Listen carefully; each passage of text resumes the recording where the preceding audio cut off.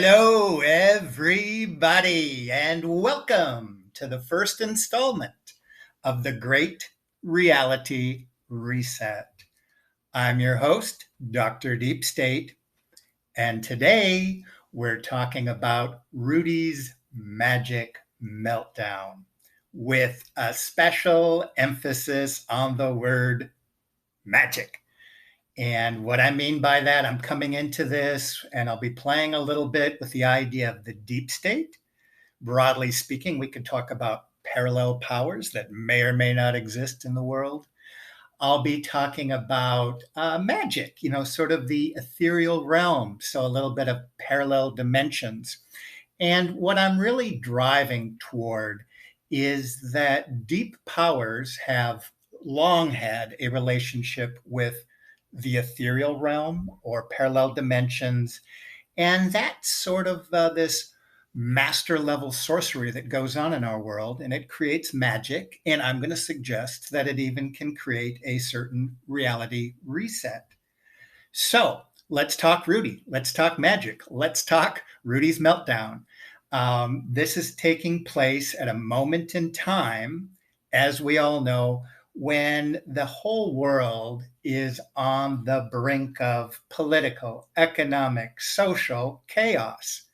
And I think it's safe to say the eyes of the world are on the United States and the fate of the 2020 elections, now contested. Bring in Rudy, bring in the debacle, which is his meltdown.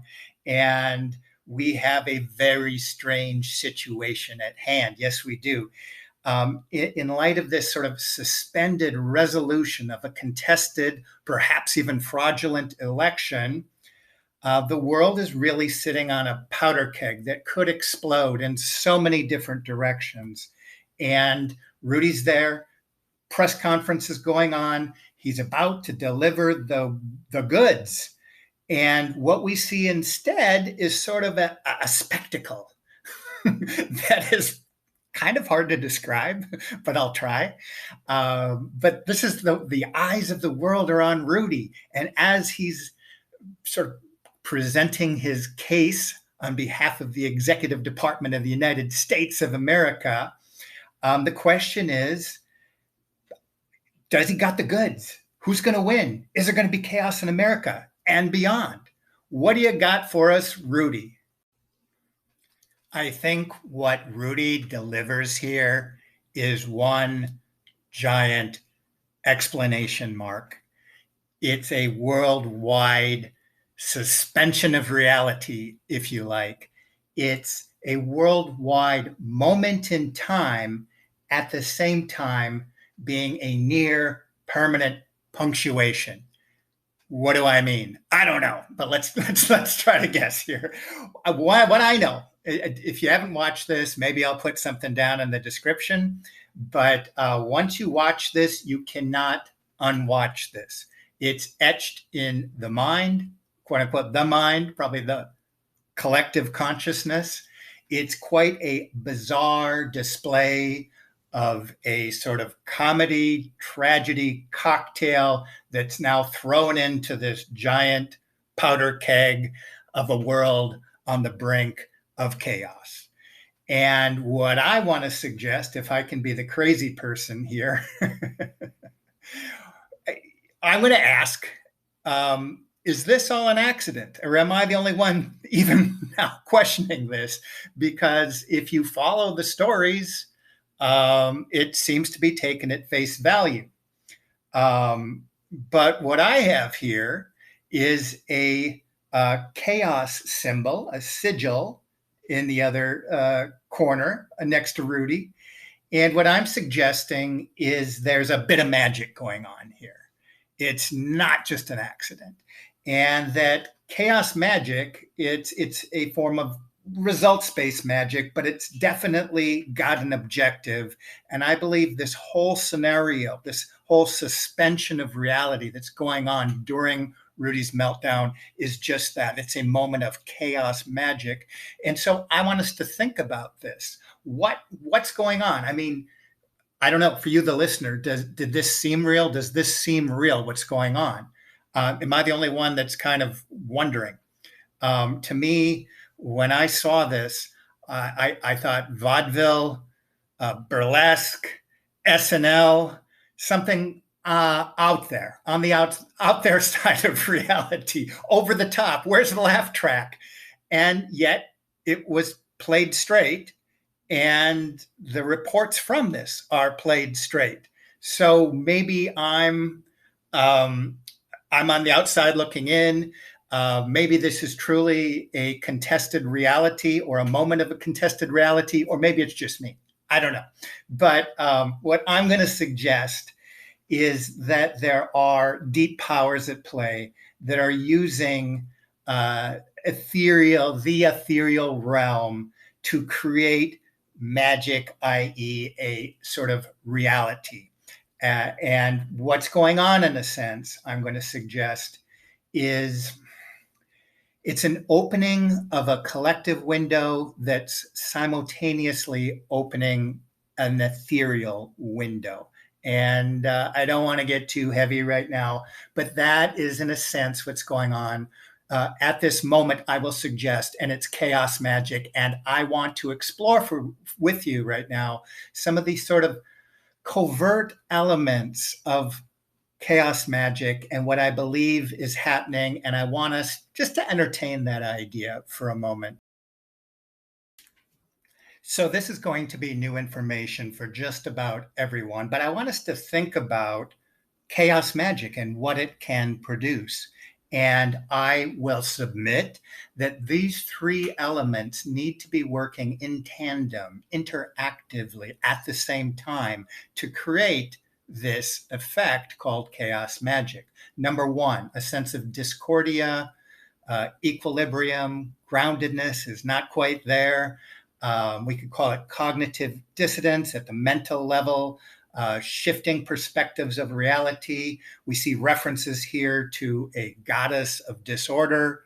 And later I'll talk about the egregore that can or cannot be in charge of this, but that can mingle or needs to actually mingle with a sense of absurdity, probably the opposite of being grounded or being rational, the absurd, a moment of sort of letting go, letting our guard down, being unsuspecting. And these two sort of physical, mental, psychological elements are at play in a larger context of a theater of sort of quote unquote conspiracy theory. And however we might think of conspiracy theory, it suggests something sinister is at play. There may not be sufficient evidence for it, but reality at that moment seems to be contested. And I think that's the important sort of backdrop to the workings of chaos magic.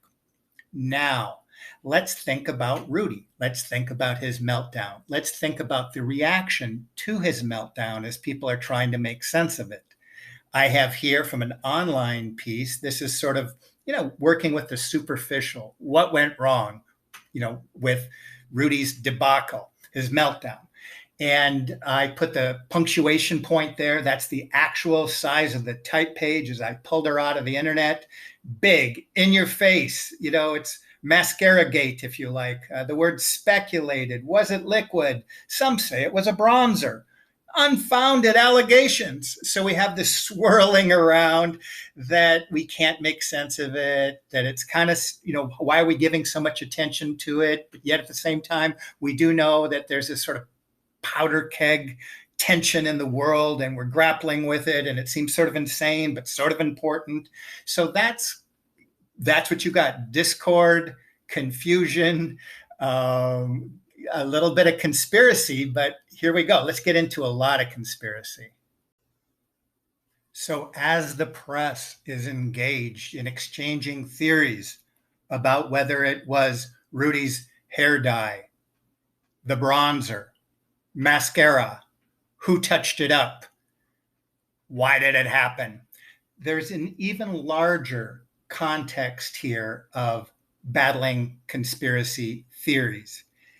In a world with a mainstream press that generally mocks conspiracy theories, we find ourselves living in an age when the mainstream press are the main perpetrators of broad, massive conspiracy theorizing. On the blue team, we have the idea, yet again, a holdover from the 2016 election, of foreign interference or foreign collusion with the likes of Russia, China, Iran, and so forth. On the red side of the equation, we have the idea of it being a large left wing, Soros driven voting fraud. And on top of that, we have a chief executive that's feverishly tweeting on the hour, perpetuating the notion of a grand conspiracy. This is the context of Rudys Meltdown. It's got all of the elements of discord, absurdity, and of course, conspiracy theorizing. And the battle of the competing conspiracy theories definitely have an element of discord along with them, while the red team is insisting day in and day out that it will deliver the goods, that the executive of the United States will remain in office. The media blue piece is telling us each day that the evidence is just not there. These are baseless allegations. They belittle Trump. They debunk Trump. He has no merit. It truly is a new era of the absurd. And that meltdown was truly indicative of the concept of absurdity. And again, I might be an outsider here. I have not spoken to other people, but from what I gather, most of the world is taking this event at face value. I looked at this and I simply thought it was beyond bizarre. This was not a touch-up of mascara, in my estimation. It seemed to be coming out of the pores on his skull. I thought there was probably some kind of prank hose behind his neck or back. This was something to me that was just beyond the pale. And again, I truly believe we are actually living in a moment of contested reality. And that might be why my perspective of what happened may be so much different from other people's. But I want us to think about, as we conclude, what's the driving force behind this, of this chaos magic? It's supposed to be success driven, purpose driven. What are the deep actors in there in conjunction with the ethereal realm? What are they trying to produce? I believe that the stage was set for Rudy's meltdown. The audience was worldwide. The consciousness of the world was upon Rudy. And the magic that was occurring was directed toward a certain set of objectives, I will suggest. And what's going on here, and I'll only tap into this because I hope to develop this in the future, but it was a supernatural altering. It was agents, deep agents, master sorcerers, in conjunction with the ethereal realm, that were intending on altering human perception, altering the natural order of the world, and altering reality itself. And that is a heavy concept I can only brush on right now. The idea to most of us that reality itself can be altered is something we go into very cautiously. But where I'm going to conclude today is that Rudy's meltdown was in fact stage. There were deep actors, i.e. sorceries, involved with a type of magic that I will later develop and call egregore magic. They were interacting with an egregore. Once an individual or collective does that, they begin to change reality as they themselves are changed by these entities. It's a lot to get into, so I'm only going to throw that much of it into the mix. But the final result of the interaction between these sorcerers and the ethereal realm is aimed at a reality reset. And what it is ultimately aimed at is the completion of this sort of beast system that we find ourselves in. So I have a lot to develop there down the road, and I just kind of want to put a toe in the water today with this. So what was going on with Rudy's meltdown was it was a mass invocation, a setting up of certain lines of thought form that would be developed in conjunction with the elements of chaos magic. The sorcery and the rituals require participation in the drama that is staged as the democratic process. The sorcerers and the ritual itself requires that the participants become either the yin or the yang, but their participation is necessary in the creation and the completion of this beast that will be an actual beast in time, no longer a system, but an actual beast. And the system requires our participation. And where I'm going to finish today is on a softer note. And what I am going to dare to suggest here, and I know I'm on the outside, I might, for all I know, be the only one that saw the absurdity of Rudy's meltdown. But I am going to take the dissident position of suggesting that there is an alternative to either the yin or the yang, and that would be to not submit your consciousness to the creation of this beast. And I will continue to develop ideas along those lines, because when the beast is delivered, reality itself will shift. So I want to conclude in the powder keg times we're living in.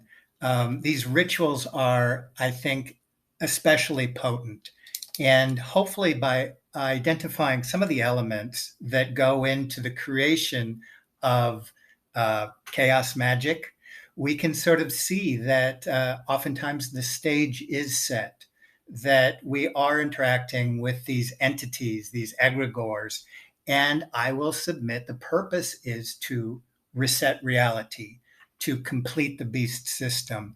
And I'm hoping that some of us decide to step away, or at the very least, look at the sleight of hand that's taken place and not completely submit our consciousness without question to the process. So I want to leave you with that, but I really especially would like to leave you with a feeling of peace.